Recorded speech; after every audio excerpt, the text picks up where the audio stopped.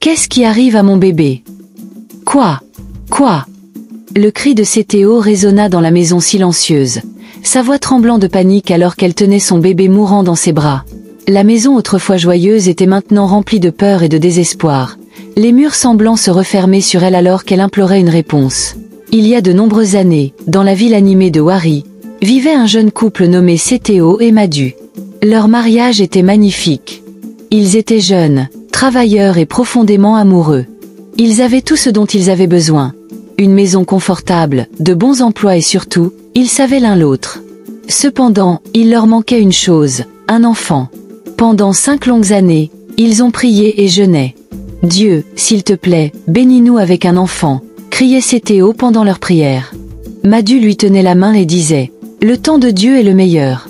Il nous bénira bientôt avec un enfant. » Un jour, leurs prières furent enfin exaucées. Cétéo est tombée enceinte. La nouvelle se répandit comme une traînée de poudre parmi leurs familles et leurs amis. Tout le quartier était également excité, mais personne n'était plus heureux que Cétéo et Madu. Ils passèrent les 9 mois suivants à se préparer pour leur petit trésor. Le jour tant attendu arriva enfin, et Cétéo donna naissance à une magnifique petite fille. « Elle est si parfaite », dit Madu, les larmes de joie coulant de ses yeux alors qu'ils tenaient pour la première fois leur petite fille dans ses bras. Ils la nommèrent Kwa, car ils étaient convaincus que Dieu les avait bénis au bon moment. Lorsqu'ils ramenèrent Kwa à la maison depuis l'hôpital, leur maison fut envahie de visiteurs, familles, amis et voisins. Tout le monde voulait voir ce bébé miracle. « Oh, elle est si belle !» s'exclama une femme. « Dieu vous a vraiment béni. »« Laissez-moi la porter », dit leur voisine, Madame Adaku, en tendant les bras. Les gens venaient avec des cadeaux, des vêtements pour bébé, des jouets et même de l'argent. Certains glissaient doucement des billets dans la petite main de Kwa en disant que c'était une bénédiction. « Dieu te bénisse, Kwa, tu deviendras une grande personne », pria l'un des visiteurs en touchant la tête de Kwa. Madu souriait fièrement alors qu'il se tenait aux côtés de sa femme. « Merci à tous de célébrer avec nous, nous sommes tellement reconnaissants, dit-il. Un soir, la collègue de Cétéo, Amanda, vint leur rendre visite. Amanda était une femme pratique et prudente. Elle admirait la petite Kwa et félicita les nouveaux parents, mais elle remarqua que beaucoup de gens entraient et sortaient en portant le bébé, l'embrassant, et lui mettant de l'argent dans les mains. Après le départ du dernier visiteur, Amanda prit doucement Cétéo à part. « Cétéo, il faut que je te parle, dit-elle. »« Que se passe-t-il » demanda Cétéo curieuse. Amanda hésita avant de parler. « Je ne veux pas m'immiscer ou te contrarier, mais je pense que tu devrais être plus prudente. J'ai remarqué que tout le monde touche et porte quoi. Ce n'est pas sûr. »« Pas sûr. » Cétéo rit. « Amanda, ce sont des amis et de la famille. Ils sont ici pour célébrer avec nous. »« Je comprends, » dit Amanda. « Mais tout le monde qui te sourit n'est pas toujours sincèrement heureux pour toi. Tu ne sais pas ce qui se trouve dans le cœur des gens. » Cétéo agita la main pour écarter ses préoccupations. « Amanda, tu réfléchis trop. Qui pourrait vouloir faire du mal à un si petit enfant? Regarde-la, c'est juste un bébé. » Amanda soupira. « Je sais que tu fais confiance à ces gens, mais les bébés sont fragiles. Parfois, il ne s'agit même pas de mauvaises intentions. Cela pourrait être des germes ou quelque chose de spirituel. Mon conseil est simple, ne laisse pas tout le monde la porter. Tu peux la montrer aux gens, mais dis-leur peut-être qu'elle dort quand ils demandent à la toucher. »« Mais cela semblerait impoli, » protesta Cétéo. « Ils penseraient que je ne suis pas reconnaissante. »« Cétéo, la sécurité de ton bébé est plus importante que ce que pensent les gens, » dit fermement Amanda. « Il vaut mieux être prudent maintenant que de le regretter plus tard. » Cette nuit-là, alors que Cétéo et Madu étaient couchés, Cétéo mentionna le conseil d'Amanda. Amanda dit que nous devrions arrêter de laisser tout le monde porter quoi. Qu'en penses-tu? Madu fronça les sourcils. Pourquoi? Qu'est-ce qui ne va pas avec les gens qui la portent? Ils montrent juste leur amour. C'est exactement ce que je lui ai dit, répondit Cétéo, se sentant soulagé. Elle pense que ce n'est pas sûr et que nous devrions cacher notre bébé. Madu rit. Cacher quoi? Dieu nous en préserve. C'est une bénédiction. Pourquoi devrions-nous cacher ce que Dieu nous a donné? Laisse les gens se réjouir avec nous. C'est aussi ce que j'ai pensé, acquiesça Cétéo. Amanda s'inquiète trop. Ainsi, ils continuèrent à accueillir des visiteurs tous les jours. Les gens venaient voir le bébé Kwa. Certains la tenaient pendant des minutes, D'autres jouaient avec ses petites mains. Madu et Cétéo étaient heureux de partager leur joie, tant que l'enthousiasme autour de Quoi durait. 3 mois après la naissance de Quoi, la vie recommençait à retrouver son cours normal pour Cétéo et Madu. Cétéo se préparait à reprendre le travail et avait même trouvé une crèche près de son bureau. « J'aime le fait que ce soit près de mon bureau, je pourrai la voir quand je le voudrai », dit-elle à Madu avec un sourire la veille. « C'est une bonne idée », répondit Madu en tenant Quoi dans ses bras. « Mais ne te stresse pas trop, tu es déjà une super maman et Quoi ira bien. » Le lendemain matin, Cétéo se leva tôt. Elle prépara le sac de Quoi, fit le petit déjeuner et se prépara pour la journée. Ensuite, elle alla chercher Quoi dans son berceau pour la préparer. Mais au moment où elle toucha son bébé, elle se figea. « Quoi ?» chuchota-t-elle d'une voix tremblante. Les yeux de Quoi étaient retournés, ne montrant que le blanc, et son petit corps brûlait. « Madu !» Cétéo hurla. « Viens vite !» Madu sortit précipitamment de la salle de bain, l'eau coulant encore de ses cheveux. « Qu'est-ce qui se passe ?» demanda-t-il, paniqué. « Regarde Quoi !» cria Cétéo. « Son corps est si chaud, et ses yeux. Madu, que se passe-t-il avec notre bébé ?» Madu toucha Quoi et se figea de choc. Elle allait bien hier soir, qu'est-ce qui a pu se passer? Sans perdre une seconde, ils enveloppèrent Quoi dans une couverture et se précipitèrent à l'hôpital. Dans la voiture, Cétéo priait en silence. « Dieu, s'il te plaît, sauve mon bébé, ne laisse rien lui arriver. » À l'hôpital, les médecins et les infirmières réagirent rapidement. « Sa température est très élevée », dit une infirmière en plaçant une serviette froide sur le front de Quoi. « Nous devons faire des tests. » Des heures passèrent, et finalement, le médecin revint avec les résultats. Son visage était sérieux. « Le taux de sang de votre bébé est dangereusement bas. Nous devons faire une transfusion sanguine immédiatement. »« Du sang ?» demanda Madu, confus. « Mais comment ? Elle n'est qu'un bébé. » Le médecin soupira. « Cela pourrait être une infection ou autre chose. Nous allons enquêter plus avant, mais pour l'instant, nous devons agir vite. » Madu n'hésita pas. « Prenez mon sang. Faites tout ce qu'il faut pour sauver ma fille. » Après la transfusion et les soins, l'état de Quoi s'améliora. La fièvre diminua et elle commença à retrouver son apparence habituelle. « Merci mon Dieu, » dit Cétéo en tenant son bébé contre elle. « J'ai cru que j'allais te perdre. » 3 jours plus tard, ils furent autorisés à rentrer chez eux. La vie semblait être revenue à la normale. Mais dès le lendemain matin, tout changea à nouveau. Tout a changé à nouveau. Au petit matin, la fièvre de Quoi est revenue. Sa peau était pâle et elle pleurait faiblement. « Non, non, non !» cria Cito. « Cela ne peut pas se reproduire. » Ils se sont précipités à l'hôpital, où les médecins ont effectué d'autres tests. Une fois de plus, le taux sanguin de Quoi était extrêmement bas. « Cela n'a aucun sens », a déclaré un médecin en se grattant la tête. Comment un bébé peut-il perdre autant de sang en si peu de temps? Une autre transfusion a été effectuée et l'état de Quoi s'est amélioré. Mais quelques jours plus tard, le même problème est revenu. C'était comme si quelqu'un utilisait une paille pour sucer son sang. Une nuit à la maison, alors que Quoi était allongée dans son berceau, Cito est restée éveillée, la surveillant. Elle n'arrivait pas à dormir, craignant qu'il arrive quelque chose à son bébé. Soudain, elle a entendu un bruit étrange, un mouvement saccadé provenant du berceau. « Quoi ?» a-t-elle crié et s'est précipitée vers son bébé. Madu s'est réveillée immédiatement et a couru vers eux. Le petit corps de Quoi tremblait de façon incontrôlable. Elle était en pleine crise. « Enlevez-lui vite ses vêtements !» cria Madu, essayant de rester calme. « Tournez-la sur le côté. » Il la tenait avec précaution jusqu'à ce que la crise cesse. « Cela ne peut pas continuer !» cria Cito. « Ce n'est qu'un bébé. Pourquoi cela lui arrive-t-il ?» Le lendemain matin, ils étaient de retour à l'hôpital.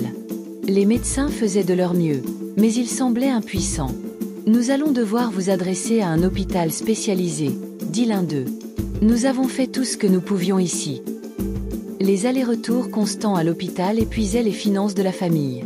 Madu a dû emprunter de l'argent à son travail et a même contracté un prêt pour payer les factures médicales de Quoi. Un soir, le directeur technique dit à son mari « Peut-être que je devrais démissionner de mon travail. » Elle ajouta, désemparée « Je ne peux plus jongler entre le fait de m'occuper de Quoi et de travailler. Elle a besoin de moi. » Son mari hésita, mais finit par accepter en disant « Fais ce que tu penses être le mieux. » Je m'occuperai des factures. Alors, elle quitta son emploi pour se concentrer sur leur fille. Quoi? Ses journées étaient remplies de nuits blanches, de visites à l'hôpital et de prières incessantes. Son visage, autrefois rayonnant, était maintenant fatigué et pâle, mais cela lui importait peu. Tout ce qu'elle voulait, c'était que son bébé guérisse. Malgré les traitements, l'état de Kwa ne s'améliorait pas. Les médecins étaient perplexes. L'un d'eux dit: nous avons fait tous les tests possibles, mais nous ne comprenons pas pourquoi son taux de globules rouges continue de baisser. Le corps de Kwa devenait plus faible chaque jour. Elle ne pouvait plus tenir sa tête droite ni pleurer bruyamment. Elle est juste allongée là, pensa à voix haute sa mère, en regardant sa fille malade. Ma fille n'a même plus la force de jouer. Le père de Kwa, Madhu, essayait de rester fort pour sa femme et sa fille, mais la détresse était écrasante. Nous allons surmonter ça, assurait-il à sa femme, même si, au fond de lui, il perdait espoir. Malheureusement, la maladie de Kwa ne s'arrêtait pas. Quand elle atteignit 10 mois, ses parents étaient complètement épuisés. Les finances de Madhu étaient en ruine. Il avait emprunté de l'argent à son travail, pris des avances sur salaire, et même emprunté à des amis juste pour payer les factures d'hôpital. Il se noyait dans les dettes, mais cela lui était égal. Tout ce qu'il voulait, c'était que sa petite fille aille mieux. Quant à sa mère, elle ressemblait à l'ombre d'elle-même. Ses yeux étaient ternes, son visage avait vieilli, et elle était constamment fatiguée. Les nuits sans sommeil, l'inquiétude incessante, et les allers-retours entre les hôpitaux avaient laissé des marques profondes sur elle.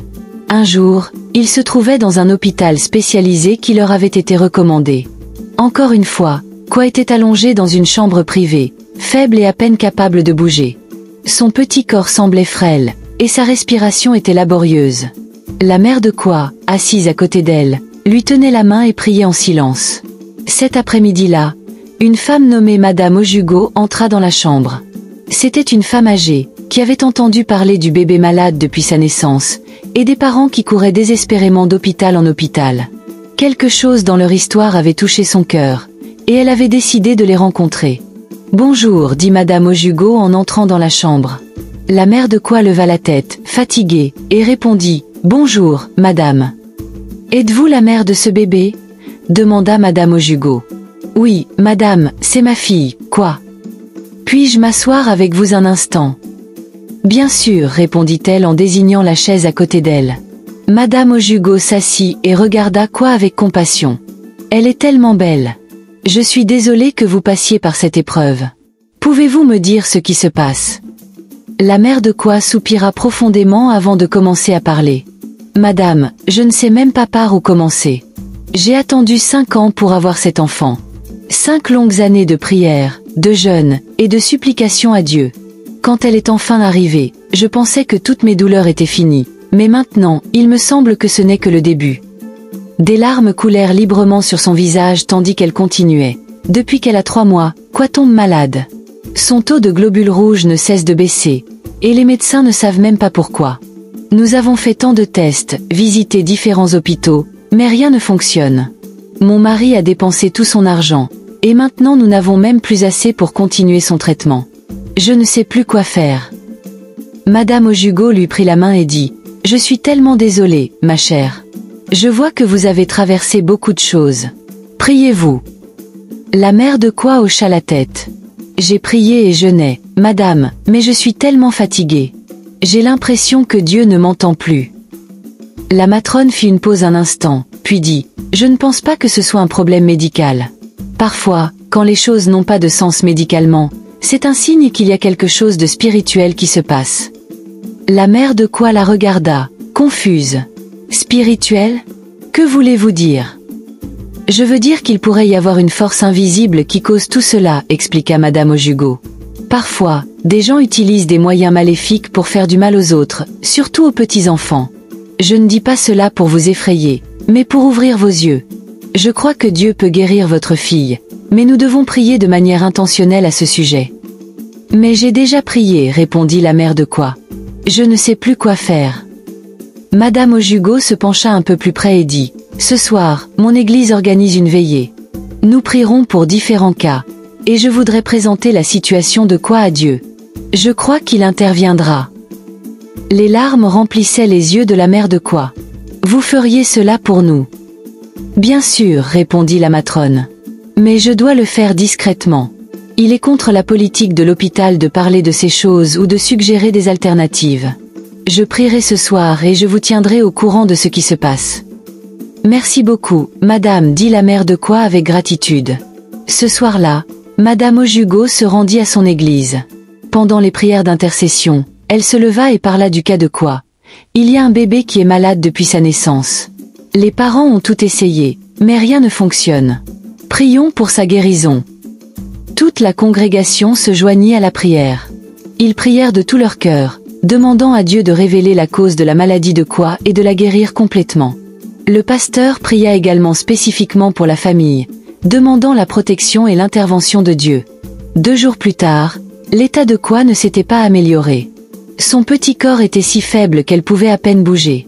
L'hôpital spécialisé suggéra de la transférer dans un autre établissement, mais Madu et sa femme n'avaient plus d'argent. Ils ne pouvaient pas se permettre un autre hôpital. Emmenons-la simplement à la maison, conclut Madu. Je ne peux plus emprunter d'argent alors que je n'ai même pas encore remboursé ce que j'ai pris. Je ne sais plus quoi faire. Ils retournèrent chez eux, le cœur lourd. Cette nuit-là, alors que Quoi était allongée dans son berceau, sa mère resta éveillée à la regarder et à pleurer. Elle plaçait une serviette humide sur le corps de Quoi chaque fois que sa fièvre montait et murmurait des prières à travers ses larmes. Madame Ojugo n'était pas de service pendant quelques jours, mais le cas de Quoi restait dans son esprit.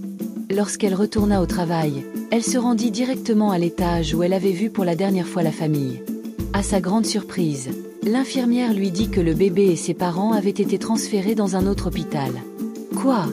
s'exclama Madame Ojugo. « Où sont-ils allés ?»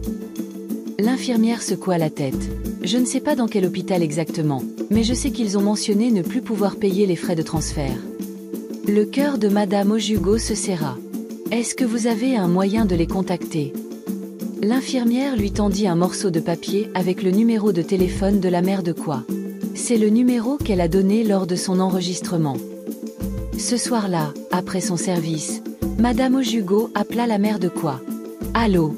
Madame, c'est moi, Madame Ojugo, la matrone de l'hôpital. »« Oh, Madame Ojugo, répondit-elle faiblement. Bonsoir, Madame. Bonsoir, ma chère. J'ai pensé à votre bébé et j'ai décidé de prendre de vos nouvelles. Êtes-vous à la maison ? Oui, Madame, nous sommes à la maison. S'il vous plaît, envoyez-moi votre adresse. Je voudrais vous rendre visite. » La mère de Quoi lui donna les indications. Et 1 heure plus tard, Madame Ojugo arriva. En entrant dans leur petit appartement et en voyant Quoi allongé, presque à l'article de la mort, des larmes remplirent les yeux de la matrone. Oh mon Dieu, cette pauvre enfant! Quoi, qui avait presque 1 an, ne pouvait même pas s'asseoir ou émettre un son point, son petit corps était frêle et sa respiration était superficielle. Comment allez-vous gérer cela? Madame Ojugo demanda, en regardant Kanto. Nous faisons juste de notre mieux. Madame, elle est comme ça depuis des jours. Nous ne pouvions plus nous permettre de rester à l'hôpital. Je comprends, dit doucement Madame Ojugo. Je vous ai dit que je priais pour elle. Mon pasteur et les guerriers de prière prient aussi. Ils veulent que vous l'ameniez à une réunion spéciale de prière. Kanto se redressa rapidement. Je suis prête à partir maintenant. Pas aujourd'hui, ma chère, répondit Madame Ojugo. La réunion aura lieu mercredi soir, dans seulement 2 jours. Les épaules de Kanto retombèrent, déçu. D'accord, madame, nous attendrons. Quand Madu rentra à la maison ce soir-là, elle lui parla de la réunion de prière.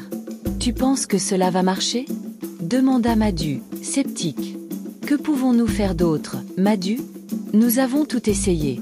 Faisons simplement confiance à Dieu. Madu hocha la tête. D'accord, Kanto.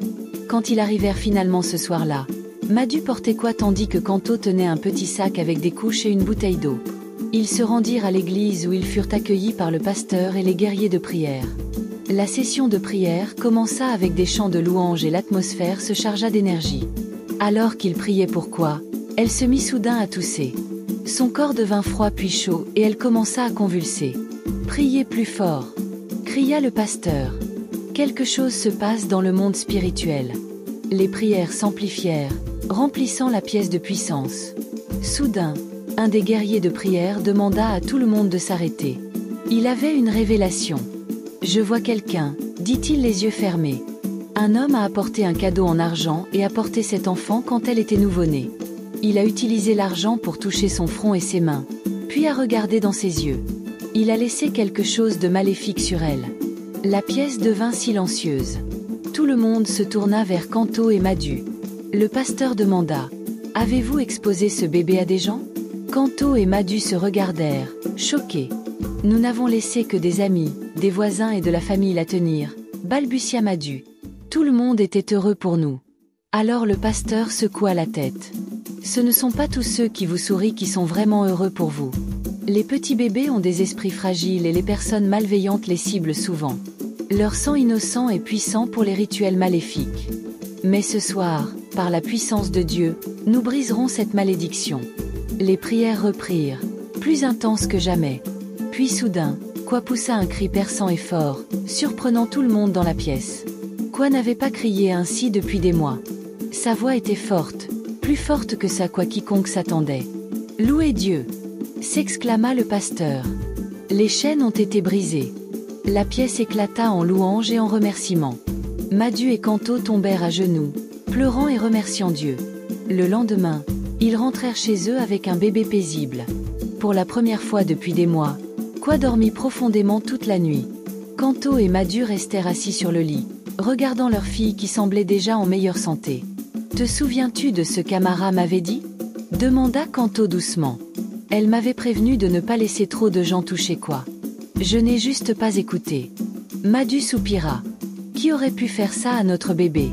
Comment quelqu'un peut-il être aussi méchant ?» Kanto secoua la tête. « Nous ne le saurons jamais. Tant de personnes sont venues la voir. Comment aurions-nous pu savoir qu'il n'était pas vraiment heureux pour nous ?» Kanto commença à pleurer. « Après 5 ans d'attente, voilà ce par quoi nous avons dû passer. Et si nous l'avions perdu, Madu ?» Madu l'a pris dans ses bras. « Mais nous ne l'avons pas perdu. Dieu l'a sauvé. Concentrons-nous sur l'avenir. Nous ne pouvons plus rester ici. Trop de gens nous connaissent. Mais comment allons-nous partir ?» demanda Kanto. « Nous n'avons pas d'argent. Je prendrai un prêt à la banque, répondit Madu, et je commencerai à chercher un nouveau travail. Tout ira bien. Kanto hocha la tête. D'accord, partons d'ici. Madu et Kanto gardèrent la guérison de Quoi secrète. Même lorsque des voisins venaient, ils disaient que Quoi dormait et la gardait cachée. Semaine après semaine, Quoi commença à s'améliorer. Elle commença à se tenir assise, puis à ramper, et bientôt, elle se levait toute seule. C'était comme si elle rattrapait tout le temps qu'elle avait perdu. Un mois plus tard, Madu trouva un petit appartement dans un quartier éloigné. Ils emballèrent leurs affaires discrètement et déménagèrent de nuit sans dire à personne où ils allaient. Dans leur nouveau quartier, Kanto et Madu décidèrent de vivre discrètement. Ils évitèrent de se rapprocher des gens, évitèrent les conversations inutiles et gardèrent leur vie privée. « Nous devons être très prudents cette fois-ci », Madu rappelait toujours à sa femme. Tout le monde n'est pas heureux pour les autres. Je sais, acquiesça Kanto. Nous avons appris notre leçon. La sécurité de Quoi passe avant tout. 2 mois après leur déménagement, Madu trouva un autre travail. Ce n'était pas aussi bien payé que le précédent, mais c'était suffisant pour subvenir aux besoins de la famille et rembourser progressivement le prêt. Alors que Madu s'installait dans son nouveau travail, Kanto décida de ne pas retourner à son emploi. « Je veux rester à la maison et m'occuper de Quoi. Mais je veux aussi faire quelque chose pour nous aider financièrement. Que as-tu en tête ?» demanda Madu. « Tu te souviens que j'écrivais avant ?» répondit pensivement Kanto. « J'étais plutôt douée. Peut-être que je pourrais recommencer, mais cette fois en tant que rédactrice indépendante. »« C'est une bonne idée », l'encouragea Madu. « Tu as toujours été talentueuse. Vas-y. » Kanto commença à suivre des cours en ligne pour rafraîchir ses compétences en écriture. Chaque nuit, après avoir couché Quoi, elle s'asseyait à la table à manger avec son ordinateur portable, apprenant et s'exerçant. En quelques semaines à peine, elle commença à obtenir de petits contrats d'écriture. Elle écrivait des articles, des billets de blog et aidait même des gens à rédiger leur CV. Lentement, elle commença à gagner de l'argent. Lorsque Quoi eut 4 ans, Madu et Kanto décidèrent qu'il était temps pour elle de commencer l'école. Ils passèrent des semaines à chercher la bonne école et finirent par trouver une bonne école chrétienne à proximité. « Cette école me semble bien », dit Madu après leur visite. « Ils enseignent de bonnes valeurs et les enseignants ont l'air gentils aussi. » « Oui, acquiesça Kanto. Je me sens en paix dans cet environnement. Le premier jour d'école de quoi? Kanto se réveilla tôt pour la préparer. Elle l'habilla avec son nouvel uniforme scolaire et prépara son panier repas. Mais avant de partir, Kanto sortit une petite bouteille d'huile d'onction. Viens ici, ma chérie, dit-elle en s'agenouillant à côté de quoi. Quoi la regarda curieusement. Qu'est-ce que c'est, maman? C'est de l'huile, mais elle est très spéciale. Elle sert pour les prières, expliqua Kanto. Elle honnit le front de quoi et lui tint les mains. Seigneur, je te remercie pour quoi.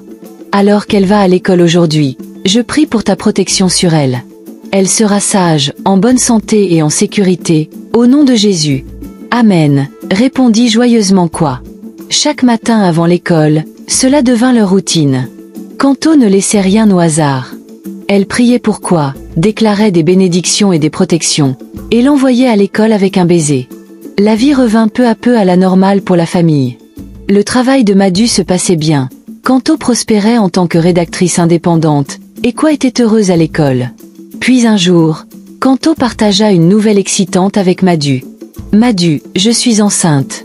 Le visage de Madu s'illumina. C'est une merveilleuse nouvelle. C'est une autre bénédiction de Dieu. Mais cette fois, ils firent les choses différemment. Ils décidèrent de garder la grossesse privée. Quand des voisins ou des connaissances posaient des questions, Kanto souriait et disait simplement « Nous allons bien, merci ». Elle évitait tout détail. Quand leur petit garçon naquit, ils le nommèrent Shigo, ce qui signifie « Dieu béni ». Kanto était très prudente en tout. Elle gardait le bébé dans la pièce intérieure et ne laissait personne le toucher. « Il dort », disait-elle poliment chaque fois que quelqu'un voulait le voir. « Mais merci d'être venu ». Quand des visiteurs apportaient des cadeaux, Kanto et Madu étaient prudents. Ils plaçaient tous les cadeaux sur la grande Bible à leur hôtel familial. « Que faisons-nous avec l'argent qu'ils donnent ?» demanda Madu un soir. « Nous l'utiliserons pour de petites choses, mais jamais pour acheter quoi que ce soit pour nos enfants, suggéra Kanto. Avant d'utiliser quoi que ce soit, ils priaient, demandant la bénédiction et la protection de Dieu. Leur maison devint un lieu de prière et de protection pour leurs enfants. Quoi devint une enfant heureuse et en bonne santé. Et le petit Shigo apporta encore plus de rire dans leur vie. Ils avaient appris à ne jamais laisser quoi que ce soit au hasard et à toujours faire de leur mieux pour protéger les bénédictions que Dieu leur avait données. Merci d'avoir regardé cette histoire. Une phrase pour résumer serait « Mieux vaut prévenir que guérir ». Proverbe 22h3 dit « Un homme prudent voit le mal et se cache, mais un simple continue et en paie le prix ». La vie est sérieuse et doit être traitée comme telle. La prudence n'est pas la peur, mais la sagesse. Merci de partager avec nous les leçons que vous avez tirées de cette histoire. Partagez-la avec tout le monde sur votre liste et mettez un pouce en l'air.